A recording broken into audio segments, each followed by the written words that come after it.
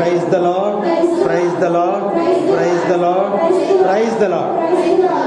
ప్రభునందు ప్రియ సహోదరి సహోదరులారా, తపస్సు కాలం యొక్క మొదటి ఆదివారంలోనికి మనం ప్రవేశించున్నాం. ఈ ఆదివారం యొక్క సువిశేష పట్టణాలు సైతాను శోధనను గురించి మనకి తెలియజేస్తూ ఉన్నాయి. యేసుక్రీస్తు ప్రభువునే సైతాను శోధిస్తూ ఉంది. పరిశుద్ధుడు, పవిత్రుడు, దేవుని కుమారుడైన యేసు ప్రభువునే సైతాను శోధిస్తుంది అంటే ఇక మన పరిస్థితి ఏంటి? ప్రతి దినము కూడా ఉదయము లేచిన దగ్గర నుంచి సాయంత్రం పడుకునే వరకు కూడా సైతాను మనల్ని శోధిస్తూ ఉంటుంది. సైతాను శోధనలో మనం పడిపోయి ఉంటాం. అసలు శోధన అంటే ఏంటి?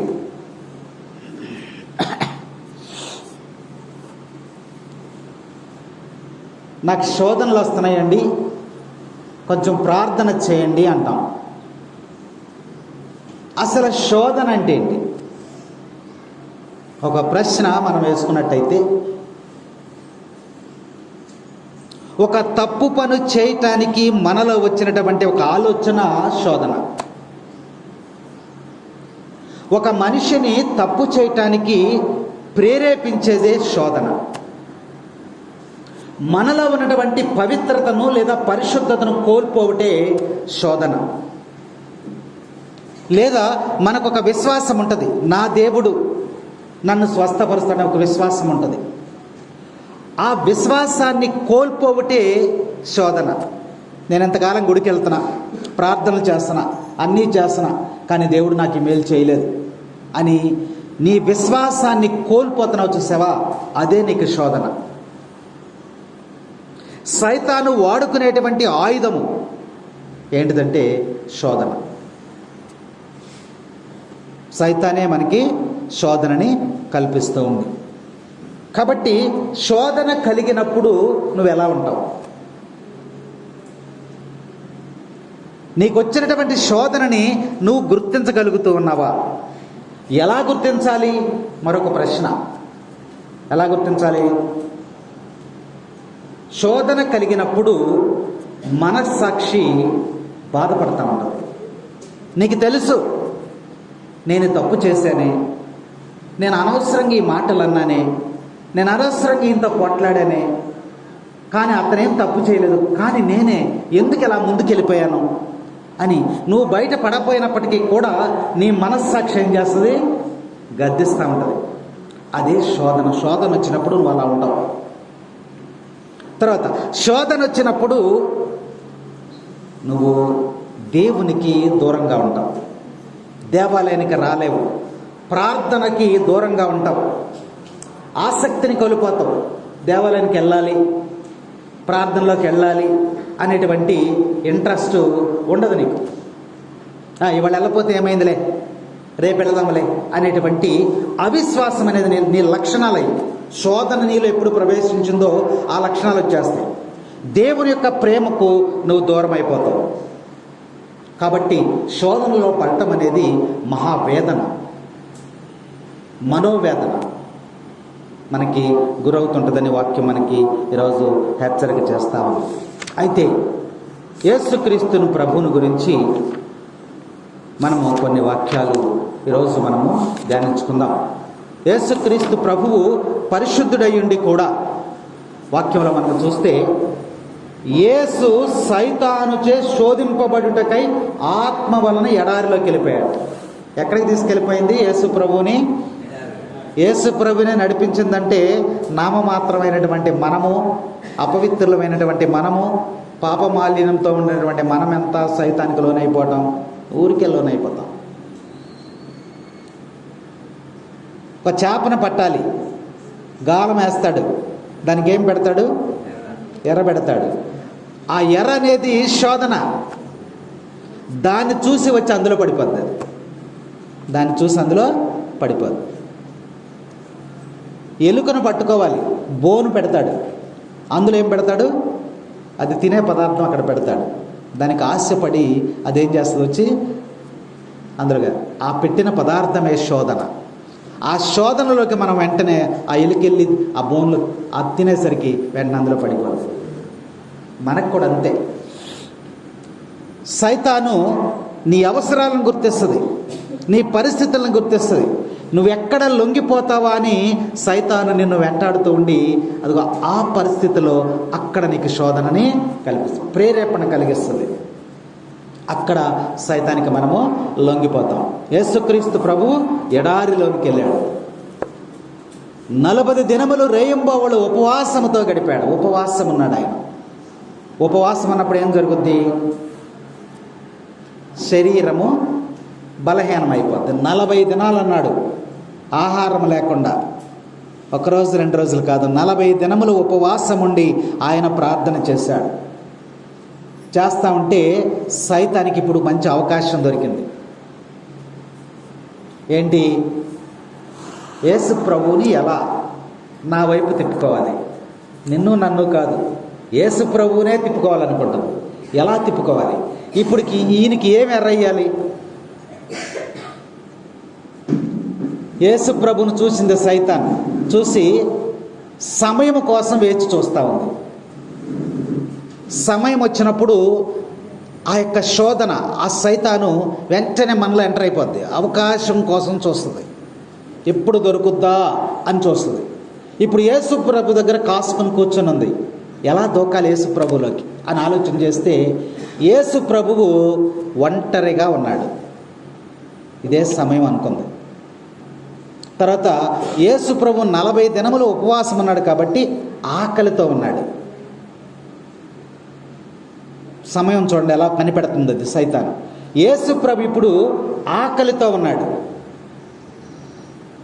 శరీరం అంతా కూడా ఏమైపోయింది, బలహీనం అయిపోయింది, నీరసంగా ఉన్నాడు. కాబట్టి ఇప్పుడు ఈయనకి ఏం కావాలి, ఆహారం కావాలి. పొద్దున్నుంచి సాయంత్రం వరకు అన్నం తినలేదనుకోండి, సాయంత్రం నువ్వు వెళ్ళి అరే ఈ గోల్డ్ చైన్ తెచ్చాను వేసుకో అంటే ఆడేమడుగుతాడు నిన్ను, ఆ గోల్డ్ గిల్లు పక్కన పెట్టరా, ముందు అన్నం పెట్టు అంటాడు. తన అవసరాన్ని గుర్తిస్తుంది అనమాట, మన అవసరాన్ని గుర్తిస్తుంది. అప్పుడే నువ్వు పడతావు శోధనలో. నీ దగ్గర ఒక 10,000 రూపాయలు ఉన్నాయి జేబులో, అరే నేను ఒక 100 రూపాయలు ఇస్తాను రా అన్నావు అనుకో, వస్తావు, వెళ్తావా? వెళ్ళవు. ఎందుకంటే నీ దగ్గర 10,000 ఉన్నాయి కాబట్టి నువ్వు వెళ్ళవు. నీ దగ్గర అసలు ఏమీ లేవు.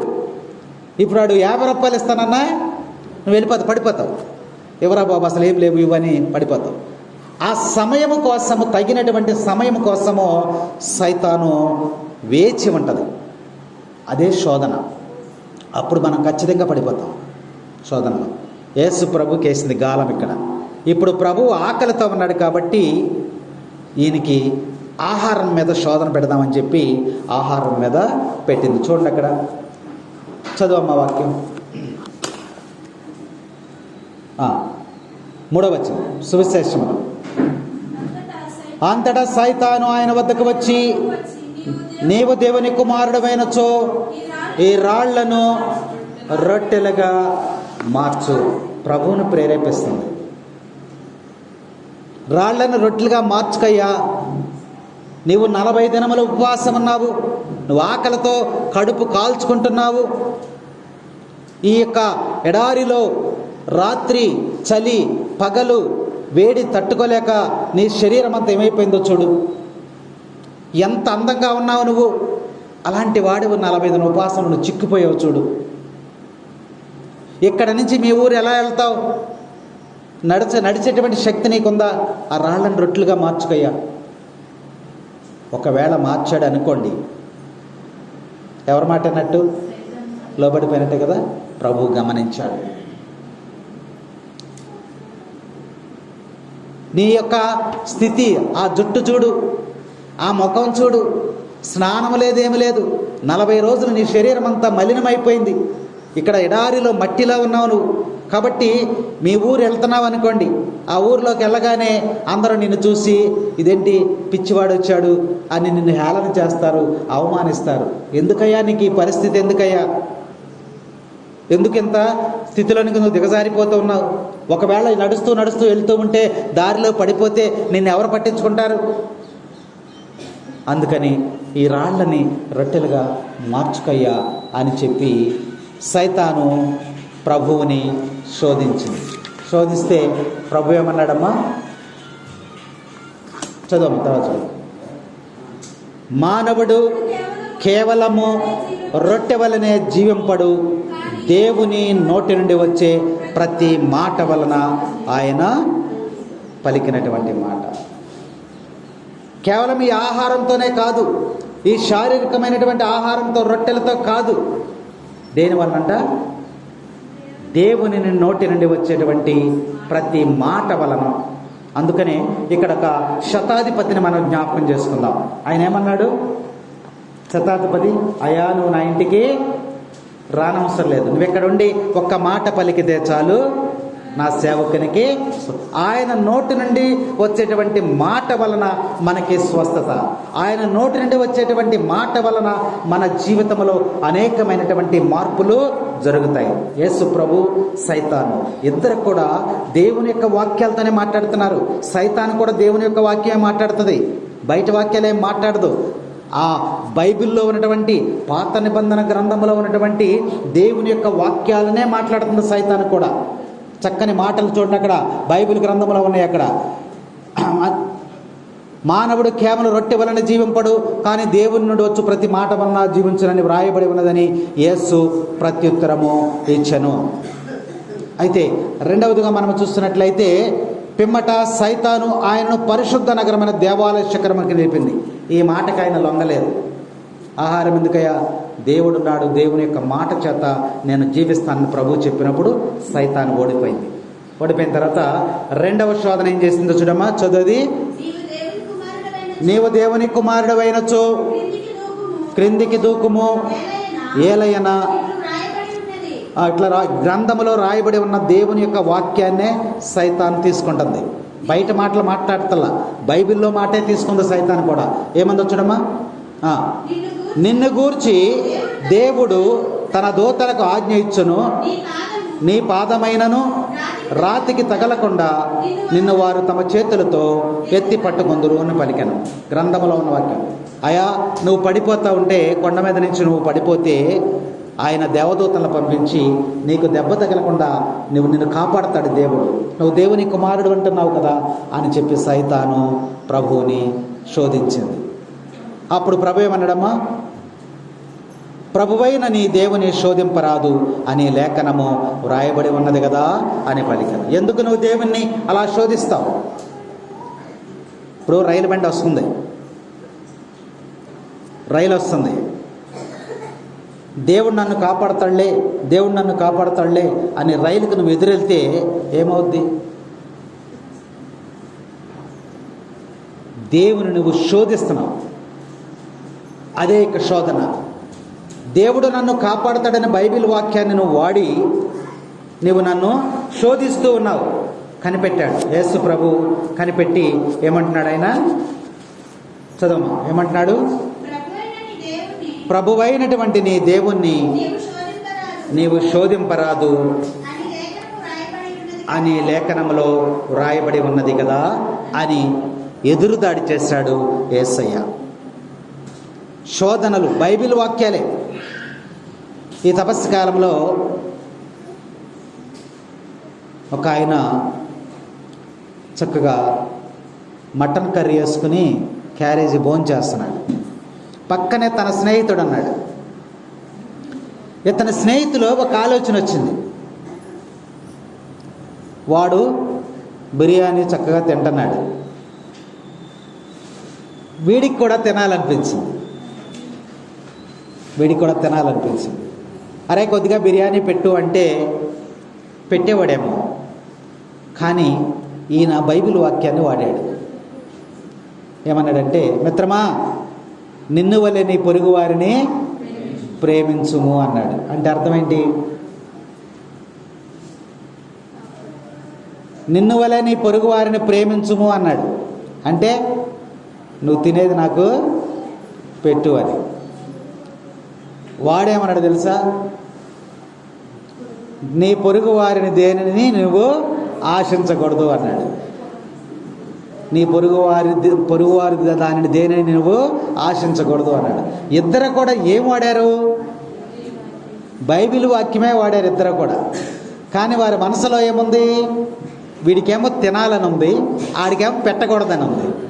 ఈ యొక్క ఉద్దేశాన్ని వాళ్ళు ఎలా తెలియజేశారు? బైబిల్ను వాడుకున్నారు ఇద్దరు కూడా. ఇక్కడ యేసు ప్రభువుని సైతాను ఆ విధముగా వాడుతుంది.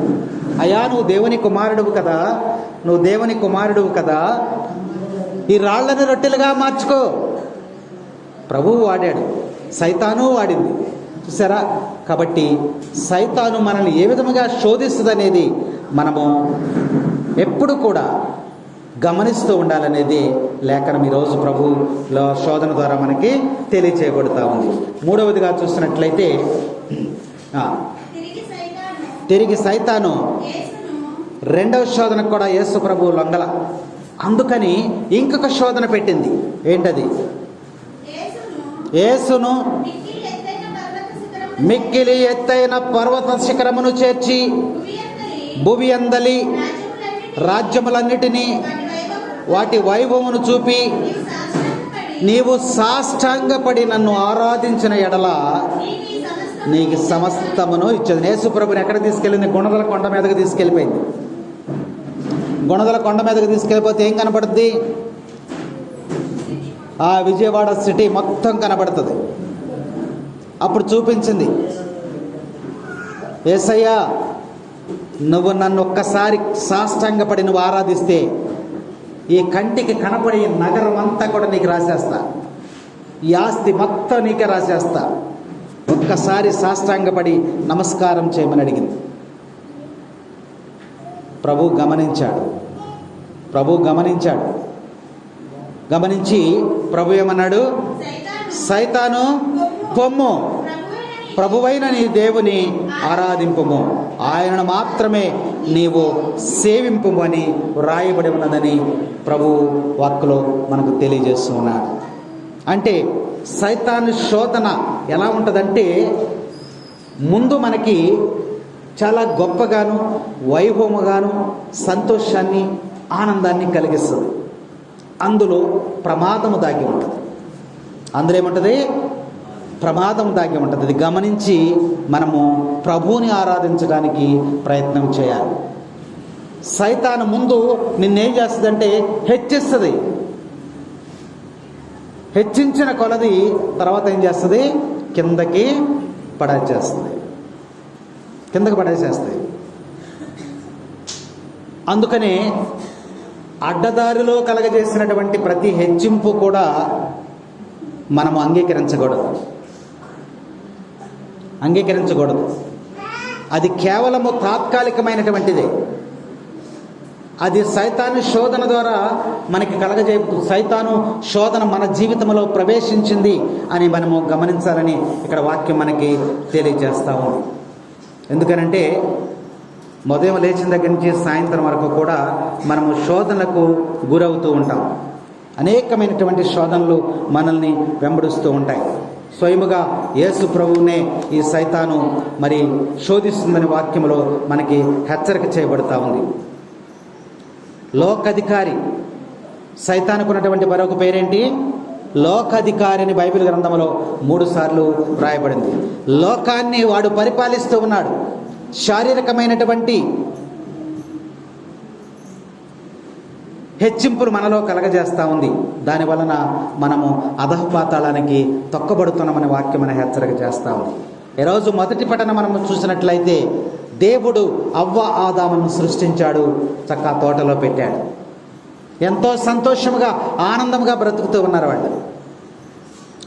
ఉదయము సాయంత్రము వేళ దేవుడు వచ్చి ఆదామా ఎక్కడున్నావు అని పిలుస్తుంటే అయ్యా ఇక్కడే ఉన్నానని ప్రభుతో తన స్వరముతో చక్కగా మాట్లాడుతూ ఉన్నారు. దేవుడు ఈ అవ్వ ఆదాములు ఎంత ప్రేమగా, ఎంత ఆనందముగా, ఎంత సంతోషముగా మాట్లాడుకుంటున్నారు అని చెప్పి సైతాన్ ఏం చేసింది? వాళ్ళ మధ్యలోకి వెళ్ళింది. ఆదాముని నా వైపు తిప్పుకోవాలి, అవ్వని నా వైపు తిప్పుకోవాలి అని ప్రయత్నం చేసి శోధనను ప్రవేశపెట్టింది. ఏంటా శోధన? అవ్వ ఆదాము జీవితంలోనికి శోధన ఎలా వచ్చింది? పండు రూపంలో వచ్చేసింది. ఆ పండు ఎలా కనపడిందంట? శోధన వలన వచ్చేది మనకి ఇంపుగా ఉంటుంది, కానీ దాని తర్వాత అందుకనే ఆ గ్రంథంలో రాయబడి మద్యపానమును గురించి ప్రభువు చెప్పాడు. మీరు మద్యపానముతో మత్తిల్లకుండా ఎట్లు జీవించుచున్నారో మీరు తెలుసుకొనుడి అనే వాక్యంలో స్పష్టంగా మనకి రాయబడి ఉంది. ఆ మద్యం అనేది మనకి ఎలా కనిపిస్తుందంట?